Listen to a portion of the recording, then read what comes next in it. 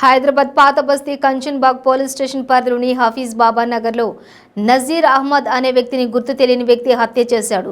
గత 2 సంవత్సరాల క్రితం జహీరాబాద్లో జరిగిన విశాల్ షిండే హత్య కేసులో నజీర్ అహ్మద్ నిందితుడు. విశాల్ షిండే హత్య కేసులో నజీర్ అహ్మద్ సహా 7 మంది సభ్యులు ఉన్నారు. Nazeer Ahmed Kanchanbagh police station rowdy sheeter. ఘటనా స్థలానికి చేరుకున్న పోలీసులు దర్యాప్తు చేపట్టారు. ఆల్మోస్ట్ 2:45 AM కి కంచన్బాగ్ లిమిట్స్ లో హఫీజ్ బాబా నగర్ సి బ్లాక్ లో ఒక మర్డర్ జరిగిన ఇన్ఫర్మేషన్ వచ్చింది. సో రాగానే అతను తీసుకుని వెళ్ళి హాస్పిటల్లో జాయిన్ చేయడం జరిగింది. బట్ అండర్ గోయింగ్ ట్రీట్మెంట్ లో చనిపోవడం జరిగింది.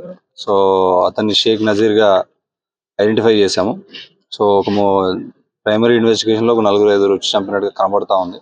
దాన్ని కన్ఫర్మ్ చేయాలి. సో బాడీని ఉస్మానియాకి షిఫ్ట్ చేశాము. సో వీళ్ళని పట్టుకోవడానికి కూడా దాదాపు ఒక 5 ఇన్స్పెక్టర్లు విత్ వాళ్ళ టీమ్స్ తోటి ఆల్రెడీ వాళ్ళ జాబ్ లో ఉన్నారు. సో చాలా తొందరలో అక్యూజ్ ను పట్టుకుంటాము. వీటికి ఈ మర్డర్ కి గల కారణాలన్నింటినీ కూడా with in less time will produce in front of the public.